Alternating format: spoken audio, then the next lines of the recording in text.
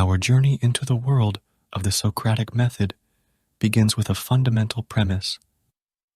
The conditions of our mind profoundly shape the conditions of our life. In essence, we do not experience life as an objective reality, but as a subjective construct, filtered through the intricate web of our beliefs, values, biases, and preconceptions. This uniquely human phenomenon means that our perception of the world, our emotions, and even our actions are all colored by the lens of our individuality. Socrates, the ancient Greek philosopher, was a thinker of remarkable significance. Born to humble beginnings as the son of a stone worker and a midwife, he became an Athenian citizen and embarked on a journey of intellectual exploration that would forever shape the course of philosophy. Socrates was a man who stood in stark contrast to the prevailing values of his society. In Athens, where appearances, beauty, wealth, and status held immense sway, Socrates seemed to defy these norms. His physical appearance was far from conventional standards, characterized by a turned-up nose, bulging eyes, and a large belly. He displayed indifference toward material wealth, in sharp contrast to the acquisitive tendencies of his contemporaries. He neglected personal hygiene, often choosing to walk barefoot and owning just one tattered coat. His approach to indulgence was moderate, and he exhibited a lifestyle that went against the grain of the society in which he lived. Yet, despite these deviations from societal norms, Socrates became a figure of immense interest among the Athenian people. Some admired him for his teachings and his eloquence on matters of philosophy and the art of living a virtuous life. Others, however, viewed him less favorably, primarily because of his proclivity to challenge the decisions of officials and to question the beliefs and motives of those around him, something not always welcomed in a society that often clung to its convictions and values. Socrates is now celebrated as one of the founding figures of Western philosophy. While we may not have the time to delve into the entirety of his work here, we can explore one of his most enduring legacies, the Socratic Method. This method represents a practice of self-inquiry, a relentless quest to uncover inconsistencies and falsehoods within our beliefs and opinions. The significance of this practice lies in its potential to protect us from negative and destructive beliefs, preventing them from taking root in our minds. By regularly employing the Socratic Method, we become more adept at discerning the beliefs that shape our actions and responses to the world around us. When we struggle to defend a particular opinion or belief, it often indicates that the belief is founded on shaky ground and may require modification or reconsideration. In the following sections, we will explore the 3 key steps of the Socratic Method, each of which plays a vital role in helping us understand why we hold the beliefs we do and challenges us to be accountable for the principles guiding our lives. This method offers a transformative journey of self-discovery, encouraging us to scrutinize our convictions, weed out falsehoods, and foster a personal philosophy that aligns more favorably with the world and our aspirations within it. Awareness, questioning, reframing. Awareness. Awareness is needed before anything else. If a builder doesn't have a plan for the building or know what materials they're working with, it's going to be very difficult to get a good end result. Similarly, if we don't have a clear image of the belief we hold or the reasons for it, it will be very difficult for us to mold it and shape it into something more favorable. Personally, I find the best tools for helping with awareness are a combination of meditation, focusing on a specific subject, belief, or option to try and understand it better, and journaling to write down what you find. Meditation adds clarity, and writing it down helps solidify the realizations in your mind. It also allows you to return to things you've worked on in the past if you need to refresh the activity. These are personal to me, so it's worth trying new things to find out if something different will work for you.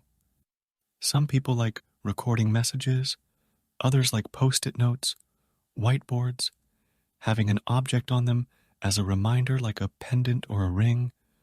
Whatever it is, if it works, it works. Socratic questioning.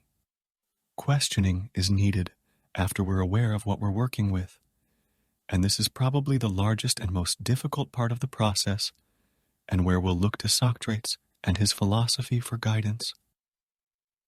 Questioning is difficult because it requires us to be open and honest with ourselves, and this often involves admitting where we're wrong, accepting that we have work to do, being vulnerable, opening up to the fact that what we believe isn't accurate, and a host of other things that may well be difficult pills to swallow. However, this is exactly what's needed in order to grow, develop, and ultimately reframe the weeds in our mind that are subtly warping how we see the world, ourselves, and other people. The better we become at being honest with ourselves, the faster we flow through this process, and the better our lives become as a result. As we've said, the conditions of our mind dictate the quality of our life.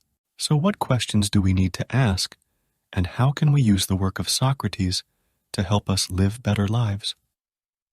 We can split the Socratic method into roughly 6 parts.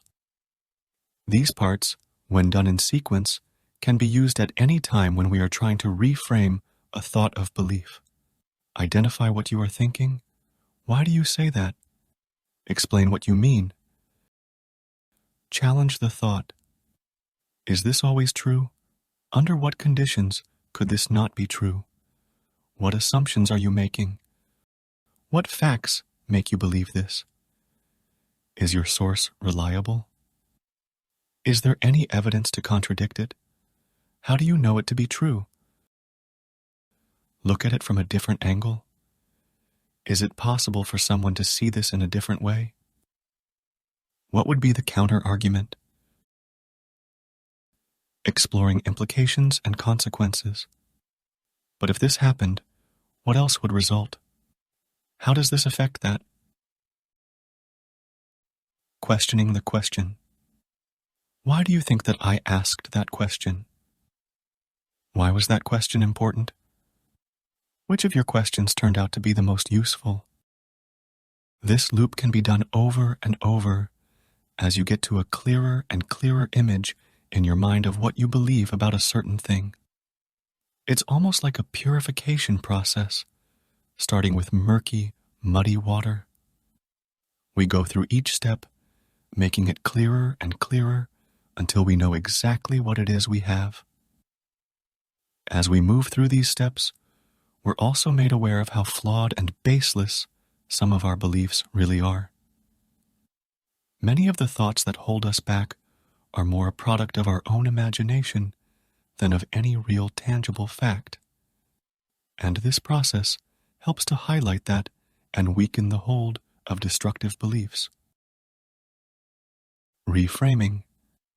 Reframing is the final step. Awareness has helped us find a specific belief, value, or assumption that has been holding us back or causing a negative response to something. Questioning has helped us find the cause and the reasons behind the belief. And it's likely that this questioning has weakened the foundation upon which the belief has been built. Now, we have reframing to knock the old belief down and build it up again in a way that works with us rather than against us. Where the questioning stage erodes false belief and eats away at any thought we hold that doesn't have merit, reframing is the process of asking, if that belief is not true and had a negative impact on my mindset, What belief is true and constructive? Of course, we have to be careful not to create beliefs that on the face of it seem constructive, but are in fact built on information that's just as false as the negative ones. It's better to align ourselves closely with reality than it is to pull the wool over our own eyes. Generally, the further our beliefs are from reality, the more we suffer when we inevitably have them face reality.